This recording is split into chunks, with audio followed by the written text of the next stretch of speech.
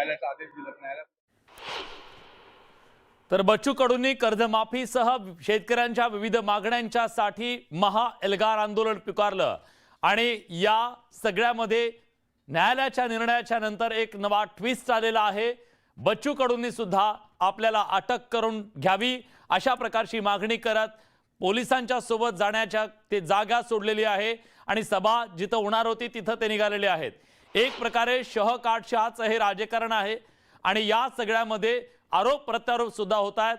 सरकार आंदोलन दडपण्याचा प्रयत्न करतंय कोर्टाच्या माध्यमातून असा आरोप बच्चू कडूंनी केला, तर दुसऱ्या बाजूला चर्चेच्या माध्यमातून मार्ग काढण्याचा आमचा प्रयत्न असल्याचं सरकारच्या वतीने सांगितलं जातंय। एक प्रकारे चर्चेला आम्ही तयार आहोत असं दोन्ही बाजूंनी सांगितलं जातंय, पण डेडलॉक सुटत नाहीये। संजय शेंडे आपले प्रतिनिधी आता आपल्या सोबत आहेत, नागपूरहून आपण थेट जातोय। संजय, डेडलॉक कसा संपणार? कारण बच्चू कडू जर आता म्हणतायत की आम्ही अटक करून घ्यायला तयार आहोत, पोलीस काय म्हणतायत, अटक करतायत का? विलास, निश्चितच खरं तर यामुळे एक नवा ट्विस्ट आलेला आहे आणि 6 वाजता बरोबर पोलिसांनी आदेश आणून धडकले या ठिकाणी दिले, हायकोर्टाचे आदेश दिलेला आहे की तुम्हाला जागा सोडायची आहे आणि 5:58 2 मिनिटात ही जागा कशी सोडणार हा महत्वाचा मुद्दा। दुसरा महत्वाचा मुद्दा असा आहे की राज्याचे जे 2 मंत्री होते आशिष जयस्वाल आणि पंकज भोयर, हे 2 मंत्री जे आहेत ते आंदोलनस्थळी भेट देणार होते आणि बच्चू कडू आणि इतर जे शेतकरी नेते आहेत, राजू शेट्टी असतील, तुपकर असतील किंवा जावंदे असतील आणि वामनराव चटाप असतील, मात्र हे दोन्ही मंत्री आता जवळपास 6-6:30 वाजलेले आहेत, जवळपास 7 वाजलेले आहेत, अजूनपर्यंत दोन्ही मंत्री या ठिकाणी आलेले नाहीत। त्यामुळे एकीकडे सरकार म्हणते की आम्ही चर्चा करायला तयार, मात्र सरकारचे दोन्ही मंत्री या ठिकाणी पोहोचलेले नाही आहे आणि त्यातच त्यांना आदेश धडकलेला आहे की यांनी हे ठिकाण जे सोडावं। त्याच्यामुळे कसं आहे की त्यांनी भूमिका घेतली की पोलिस रात्री बेरात्री येऊन आम्हाला अटक करतील आणि रात्री बेरात्री येऊन कार्यकर्ते झोपले असतील, यामध्ये अपंग कार्यकर्ते आहेत, अनेक अपंग कार्यकर्ते, शेतकरी आहेत, वृद्ध आहेत। मग त्यापेक्षा तुम्ही आम्हाला अटक करत नसेल तर आम्हीच तुमच्या दिशेने येतो आणि तुम्ही आम्हाला अटक करावी आणि आम्ही जेलभरो आंदोलन करायला तयार आहोत अशी भूमिका जी आहे ती बच्चू कडूंनी घेतली। कोर्टाच्या आदेशावर देखील बच्चू कडूंनी ताशेरे ओढलेले आहे। त्यामुळे आता हे मोर्चा जो आहे बच्चू कडूंचा हा पोलिसाच्या दिशेने निघालेला आहे। पोलीस जवळपास या ठिकाणाहून अर्धा ते 1 किलोमीटर दूरवर पोलीस आहे या ठिकाणी। ICER जे कॉटन रिसर्च सेंटर आहे त्या ठिकाणी पोलिसांचा पूर्ण बंदोबस्त लागलेला आहे। त्या ठिकाणी जवळपास या आंदोलनासाठी 1000च्या वर या नागपूर शहराचे 3 DCP, 15-16 ACP आणि जवळपास 835च्या वर पोलीस जे त्या ठिकाणी आहेत। त्यामुळे आता हा आंदोलनकर्ते आणि पोलीस या दोघांमध्ये काय संघर्ष होतो की काय ह्या पाहण्याचा महत्वाचा ठरणार आहे। सध्या या ठिकाणी पोलीस नाही आहे, मात्र पोलीस ज्या ठिकाणी आहे पोलिसांच्या दिशेनेच बच्चू कडू यांचा मोर्चा निघालेला आहे। त्यामुळे त्या ठिकाणी गेल्यानंतर नेमका बच्चू कडूचा मोर्चा आणि पोलीस यांच्या दोघांमध्ये काय संघर्ष होतो हे पाहण्याचा महत्वाचा ठरणार आहे। पोलीस या कार्यकर्त्यांना अटक करतात की बच्चू कडू त्या ठिकाणी परत आंदोलन सुरू करतात हे आता थोड्या वेळातच आपल्याला समजणार आहे।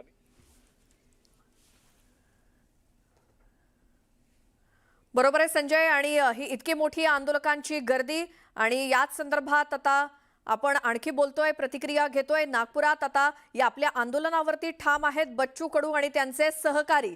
तर मंत्री आशिष जयस्वाल हे आपल्या सोबत आता फोन लाईन वरती आहेत। आशिष जी, तुम्ही आणि भोयर हे दोन्ही सरकारचे प्रतिनिधी म्हणून शेतकरी नेत्यांची भेट घेणार, दुपारी 4 वाजताची वेळ ठरलेली होती, असं असताना तुम्ही दोघं तिथे गेलेला नाही आहात, मग नेमकं काय झालं? नाही, मी आलो आहे आणि माननीय पंकज भोयर साहेबांचा विमान लेट झाला, ते मी पुण्यातून निघालो, ते मुंबईतून निघाले। आता आम्ही ऑन वे आहे। आम्ही 5 मिनिटात त्या स्थानी शेतकऱ्यांना आणि त्यांचे आंदोलनकर्ते आणि त्यांचे नेतृत्व करणाऱ्या लोकांशी चर्चा करायला निघालोय आणि आम्हाला अपेक्षा आहे की एक सकारात्मक निर्णय त्यातून निश्चितच होईल। बरं, ही चर्चा होईल असं तुम्ही म्हणताय, मात्र शेतकरी नेत्यांनी अपेक्षा दुपारी 12 वाजताच व्यक्त केली आहे आमच्याशी बोलताना की निर्णय हवाय। आता ते निर्णय शेवटी चर्चेतूनच होईल आणि निश्चितच होईल। शेवटी लोकशाहीमध्ये आंदोलन होत असते आणि त्याला सकारात्मक निर्णय घेणं सरकारची देखील जबाबदारी आहे आणि सरकार आपली जबाबदारी निश्चितच सकारात्मक दृष्ट्या पार पाडेल।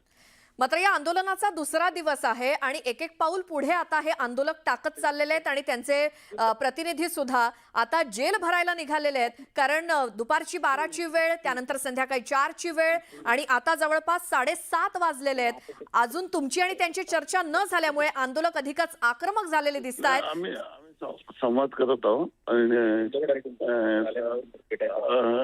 अपेक्षा करूया की चांगला मार्ग निघेल। ठीक आहे। मात्र काय आता तुम्ही मुद्दे घेऊन त्यांच्या समोर जाणार आहात? सरकारकडनं काय निरोप?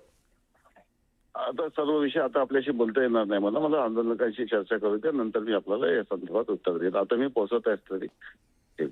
बरं, बच्चू कडू आणि त्यांचे सहकारी तर आंदोलनावरती ठाम आहेत.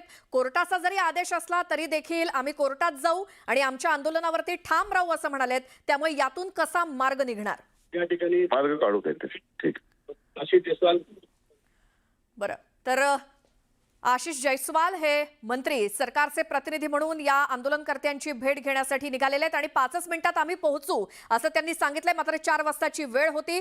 पंकज भोयर यांचं विमान लेट झालंय, उशिरानं येत आहे आणि त्यामुळे उशीर झाला असं कारण आशिष जयस्वाल यांनी दिलंय. मात्र तोपर्यंत हे आंदोलक आक्रमक झालेले दिसत आहेत.